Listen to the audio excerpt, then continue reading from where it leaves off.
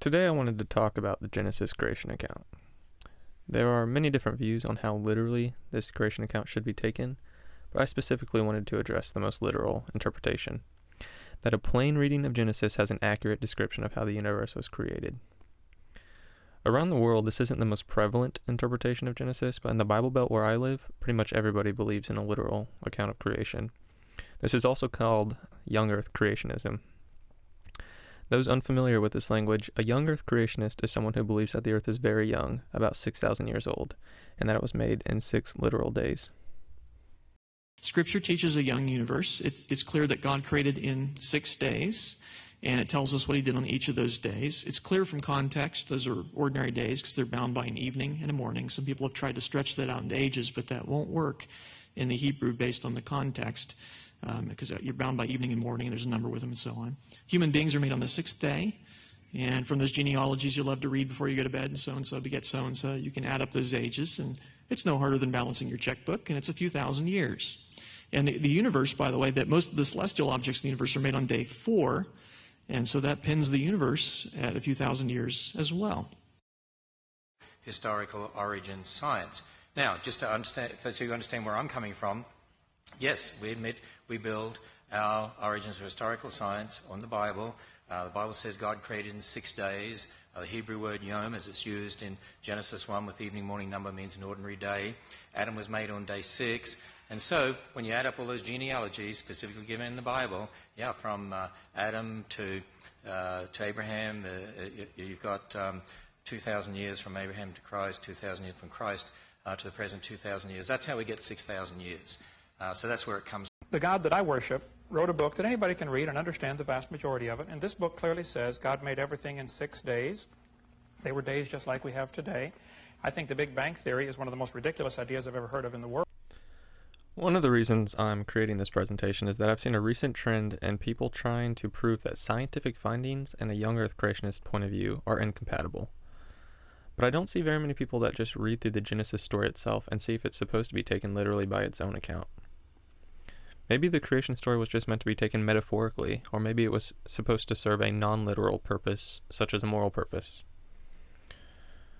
So for this presentation, I'm going to try to stay away from scientific inaccuracies of the Genesis story and try to stick to the text itself. But first I want to stress when exactly the story was written and when modern science began.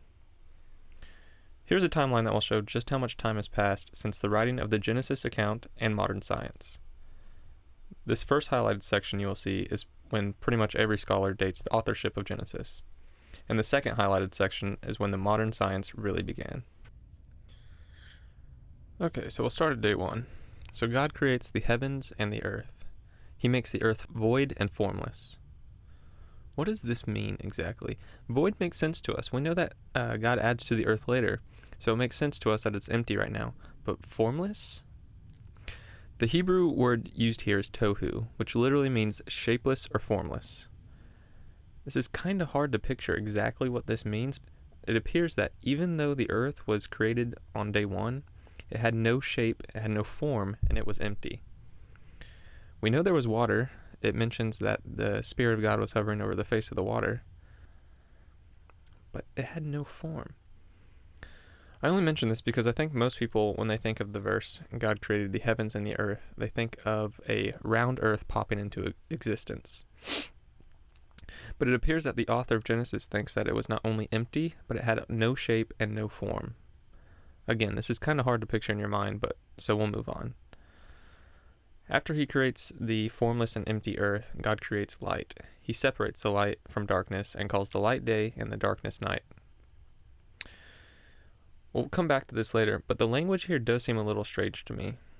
This is going to be a little picky, but it seems to say from the text that it is either light or either dark, which means that it is either day or either night, and we know that it's daytime some places and nighttime some other places. Again, this is a little picky, so we'll just keep moving along to the second day, where things start to get a little weirder. So on the second day, God creates an expanse in the middle of the waters. And the expanse separates the waters that were below the expanse from the waters that were above the expanse. This is talking about the sky. It seems to say that all the sky is the space wedged between the waters of below and the waters of above. Now, from an ancient viewpoint, this actually does make some sense, because not only was the sky blue, but water also fell from the sky in the form of rain. Also, if you look at the worldview that all the Mesopotamia area had, or also called the ancient Middle East, that they had at the time, they had the same belief as well. You have to remember that the Israelites were not isolated from the worldviews of others. They interacted with other cultures just like we do today. Okay, let's go on to the third day, though. On the third day, God gathers all the water under the heavens into one place. Okay, let's stop here real quick. This seems to be the time when the earth gains some shape. Before, if you remember back to day 1, the earth was created formless or shapeless. Now, all the water is gathered into one place. Also, God makes dry land appear. But for me, this clarifies that before, when God created the formless earth, it was literally just water spread out under the heavens.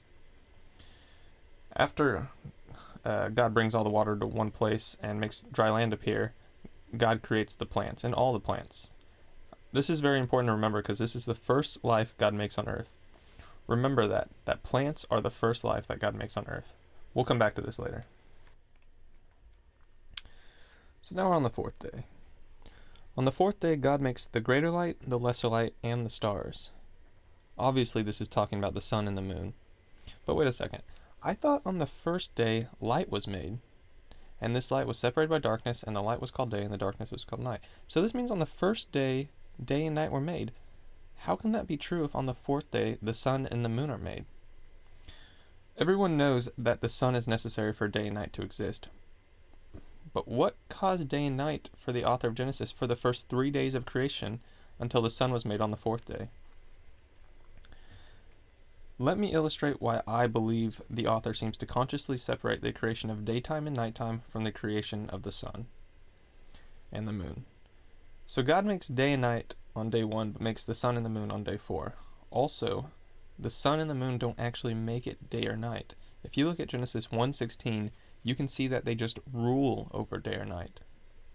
Okay, so this actually kind of makes sense from the perspective of someone who probably thought that the sun revolved around the earth, because they clearly thought that both the sun and the moon were lights, and because they were both lights, the sun just being a bigger light, the sun couldn't cause it to be daytime, because if the sun caused it to be daytime, then the lesser light, the moon, should have caused it to be bright outside whenever it came out at night. But when the moon comes out at night, it stays dark. Would have separated the creation of day and night from the creation of the sun and the moon. For the author of Genesis, when it was daytime, the sun just comes out, and when it was nighttime, the moon comes out. But they did not cause it to be day or cause it to be night. Whatever the author believed, we now know this to be wrong.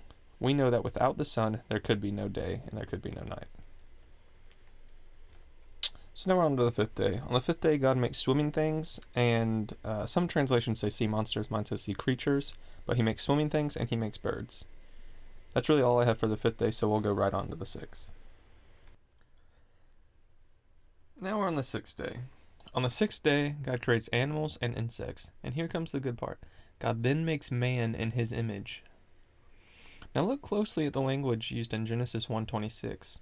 It says, "Let us make man in our image, after our likeness." Now this is a topic for another time. I thought I'd just point it out. But what does that mean, in our likeness? Let's actually talk about what it means when God says, let's make man in his own image. Already, we can't take this literally. Does this actually mean that God has anthropomorphic characteristics? Does that mean he looks like a human? Some Christians say this means that he gave us a spirit or a soul that was like his, but either way, you can't take this literally. Also, it's probably useful to point out that the author probably didn't believe in a soul, because Jews don't believe in souls, and the author was a Jew. But we'll move on. After making man, God then tells him to be fruitful and multiply, and that he has dominion over all the other animals and over all of creation. So now on to the final day of creation. On the seventh day, God doesn't do any work here at all. In fact, he rests from his day's work. Now this always slightly confused me, because why does God have to rest? Also, I do want to point out, it's very clear that he's resting from his work. I only mention this because my pastor used to say that he's not resting because he's tired, but because he wanted to look at the beauty of his work. But this isn't said anywhere in the text, and it even seems to stress the fact that he's resting because he's tired. So now, before we go on to the second creation story, I need to tell you a little Hebrew. The Hebrew word yom is used for day here. Now, yom is translated in many different ways in the Old Testament. In the Old Testament, yom is translated as day, time, chronicles, daily, ever, year, continually, when, as, while, full, always, whole, always, age, elder, end, evening, life, so long as, live, even now, old, outlived, perpetually, presently, remaineth, required, season, since, space, then, in, trouble, weather, younger, and then my lexicon literally says miscellaneous. The definition used for yom in a specific translation is slightly subjective, as the author must do his best to use the context around the word to figure out what yom means. It does seem to mean a 24-hour day in the context used in the Genesis passages, though. In the first creation story, the context is, it was evening, and it was morning, and the blank number of day, or yom. It seems to mean a 24-hour day, but many people do try to say that these days could be a period of time because of all the different uses of the Hebrew word yom. So it's important that you know why. So now we're on to the second creation story. You can tell exactly where it begins because of the nice little intro it gives here. Also, the poetic structure from the first creation story seems to stop here. In the first creation story, you had a very rigid structure of God saying, let there be this was made, God was pleased with what he made, it was good, it was morning, evening, and then the number of days. The second creation story is just a story, just a narration. So let's get on with it now. Okay, so right away, quite a bit happens. The first part says that before any plant of the field was on the earth, God makes man from the dust of the ground. We're going to have to stop here already. If you remember back to the first creation story, plants were the first living thing created, but in this second creation story, man is made before plants. Let's read it again before we say that this was a contradiction. So I'm reading 2:5 right now. Genesis 2:5. When no bush of the field was yet in the land, and no small plant of the field had yet sprung up, for the Lord God had not caused it to rain on the land, and there was no man to work the ground, and a mist was going up from the land, and was watering the whole face of the ground. This is 2:7. Then the Lord God formed the man of dust from the ground. So before there was any plant of the field on earth, God forms man from the dust. This seems to be a contradiction. I mean, in the first Genesis story, plants are clearly the first life that's made. And in the second one, it even states that man is made before the plants. The order here changes. Okay, so after God makes man a living creature, he then plants the garden into the east. In the garden, he makes trees out of the ground, and with those trees, he makes two very special trees, and he puts those in the middle of the garden. The lesser known of these two is the tree of life. It's interesting that no one really ever hears about this one, but the other tree is the tree of knowledge of good and evil. Also after this, it gives some rivers that are supposed to give a general location of where the Garden of Eden was located. Two of those rivers, we don't know where they are anymore, but they probably used to exist. Next, God tells the man to work the garden, and that he can't eat from the tree of knowledge of good and evil, and that the day that he eats of it, he shall surely die. Now, we've all heard of this story before. We know that they eat it, and we know that that day they don't die. So already we kind of have to ask ourselves, what kind of death is this? It's not a literal death, right? Next, God needs to find a helper for man, because man's lonely. So God forms every beast of the field out of the ground, and man names every single one of them. Also, a side note, this means that from the second creation story's account, every single animal on Earth had its origin in modern-day Iraq. Out of those animals, Adam couldn't find a helper fit for him. I'm not sure exactly what this means, that none of the animals were fit helpers. We know that woman ends up being the fit helper, but I'm not sure how he decided that especially if he was checking the animals to see if they were fit helpers, but we'll move on. Because there is no fit helper found, God causes man to fall asleep, and he takes one of the ribs and he makes women out of his ribs. An interesting thing to note from the second creation story is God always uses an already existing source to create something. He never creates something from nothing like he does in the first creation story. Also, this is just a side note, but I've actually heard people argue that men have one less rib than women because of this passage. And this is wrong. We have the same amount of ribs. Another thing to note before we move on is there's a pun here that's sort of lost in translation. Earlier it said that Adam is made from the ground and therefore he is called Adam. Well, in Hebrew, Adama means ground and Adam means man. Well, here you see that it says woman came from man and therefore she's called woman. Well, in Hebrew, Isha means woman and Ish means man. This is another pun. So now we're to the fall. So it begins by having a talking snake, and then this next part is one that always bothered me as I did my reading in Genesis. It sort of seems like God might be the one lying here, not the serpent. I know this may seem like I'm stretching for something, but let's read it in context. If you go to verse 3, the woman says to the serpent, God said we will die if we eat the fruit. The serpent says, you surely won't die, you will be like God, knowing both good and evil. So I'm going to read that one more time and listen carefully. The woman says to the serpent, God said we will die if we eat the fruit. The serpent says, you surely won't die, you will be like God, knowing both good and evil. That's what happens. God says they will die, and when they eat the fruit, they don't die. The serpent says, you won't die, you will know good and evil. And when they eat it, they don't die, they know good and evil. I mean, obviously, something seems off here. I mean, did the serpent lie somehow? Maybe I missed it? I mean, did God lie?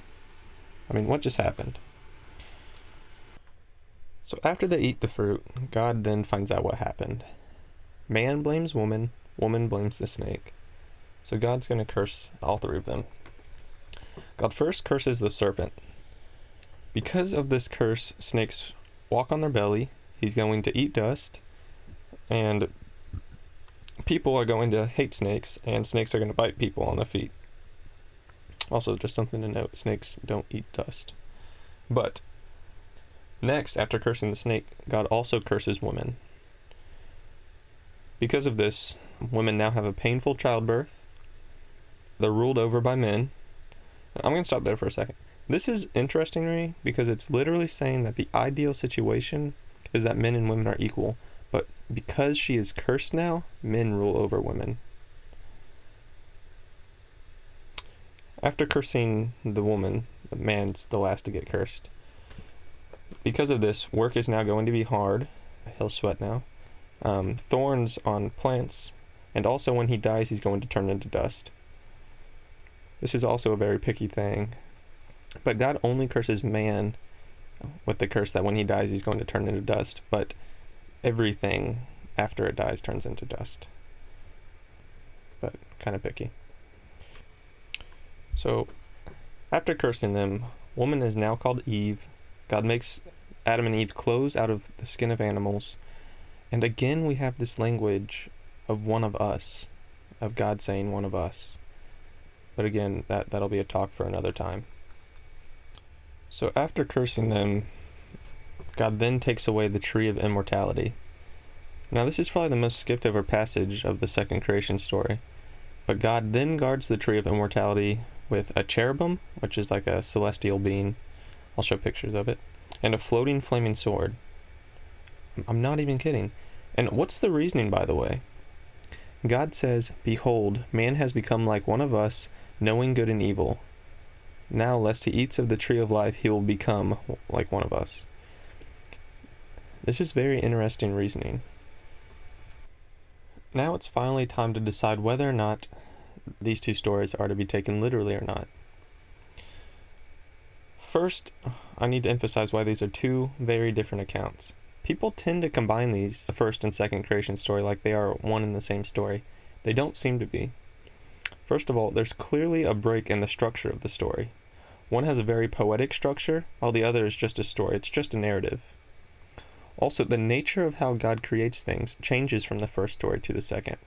In the first story, he says, "Let there be something," and something is made. In the second story, God appears to be more of a sculptor, creating things from material that already exists. Also, their orders contradict each other. The first Genesis account has plants being made on the third day, then fish, then birds, then insects, animals, and then man. The second creation account has man being made first, then plants, animals, and then women. Also, just one last thing to prove that these are probably different stories. They also seem to have different authors. In the first account, the word God is used 33 times. Each time the Hebrew word Elohim is used. This technically is plural, it means gods, but again, that's a point for a different time. But in the second account, the Hebrew word Yahweh is used every time. It's used 10 times. Most Bibles even denote this change in English by just saying God in the first account and saying Lord God in the second. Most Bible scholars say that the fact that the structure of the two stories contrasts so vividly, the fact that they seem to contradict each other, and the fact that the language used is different, and also that the nature of how God creates things is different, points to the evidence that there are two different authors here. One author who wrote the first creation account, and one who wrote the second. If you remember back to my introduction at the beginning of the presentation, I alluded to the fact that maybe the Genesis stories had a non-literal purpose. I'm going to state what I think the purpose may be. In the first Genesis creation account, the purpose seems to be that man has dominion over all of creation. God creates everything and then creates man last and makes him ruler of the creation. Also, I believe a minor purpose is to establish the Sabbath day, the day of rest. The second creation account seems to be a lot more personal and has more of a mythical feel to it. The second story states why man is called man. Adama means dust, Adam means man. It also states why woman is called woman. Isha means woman, Ish means man. It has a talking snake. It answers the question, why do snakes crawl on their belly? Because he was cursed by God. Why does childbirth hurt? But more importantly, it gives an explanation of why us humans wear clothes. And also, why do us humans seem to have so much more knowledge than the other animals around us? It also answers the question, why aren't we immortal like God is? These are important things to realize because of not only what I just said, but because you can't take the stories literally by their own account. If you take them both literally, then you have a contradiction in the order of the events that happened. Were plants created first, or was man created first? If you take them both literally, it's a question you can't answer. If you only take one literally, how are you going to decide which one? Also, where does light come from? We know that it comes from the sun, but the author of Genesis doesn't seem to believe so. He creates light, day and night, on day 1, and creates the sun on day 4. Is the moon a light? This is the image given from the author of Genesis. Is there a layer of water hanging above the sky? The author of Genesis seems to believe so. And here comes the point of the presentation. Can you truly say, after reading the Genesis stories, that they should be taught not only as historically true, but in a science classroom, as many advocate here? Another question I have is, does the Bible have to be perfect in order to be authoritative? This is an important question. I mean, think about your parents. Are they perfect? Do they even claim to be perfect? No parent would say that they were perfect. In fact, they would happily admit their mistakes. But are they authoritative? Yes. It's common sense that something doesn't have to be perfect to be authoritative. The last thing I want to talk about is just my personal conclusion after doing this presentation. I do find it hard to believe that a book that has talking snakes and talking donkeys with dozens of 900-year-old people, with half God, half humans, and I'm not talking about Jesus here, I'm talking about the warriors of old in Genesis 6, with giants, with dragons, with fruits that cause an increase of knowledge or immortality, with boats that held every single animal in the world, to be taken as a convincing foundation for science classes in the 21st century. After all that, these stories were passed down orally for hundreds of years and were written down thousands of years ago, and many times from an anonymous author from unknown locations, written at an unknown time. It's just hard for me to take that as historical science. And I'm not completely closed-minded. If you believe that these should be taught as historically true, all I have to say is that extraordinary claims require extraordinary evidence. And all you have to do is be willing to prove that any of these things I mentioned are first plausible, and then after that prove that they actually happened. And let's take evolution, for example. I would call evolution an extraordinary claim. That all life we see here comes from a common ancestor over billions of years, and because of evolution, we see all the diversity of life that we see today. So if someone wanted to prove to you evolution was true, it would also require extraordinary evidence. To conclude this presentation, though, let me summarize my points. I don't think the purpose of the Genesis stories were to be historically accurate to begin with. I think they were probably to answer some questions that were important to the author and the people of the time. I think the purpose might have been just that God created everything that we see, and that we are different than the animals around us. That God's immortal and we aren't. It answers the question of why we wear clothes, why women are submissive to men, why does water fall from the sky, why does the sun show up in the daytime, etc. And these might have been rather shallow questions, especially to us now, but to the people of the ancient world, these might have been ideas that they really struggled with. The story may have been the author's way to illuminate truths, or maybe to illuminate questions that they had to wrestle with.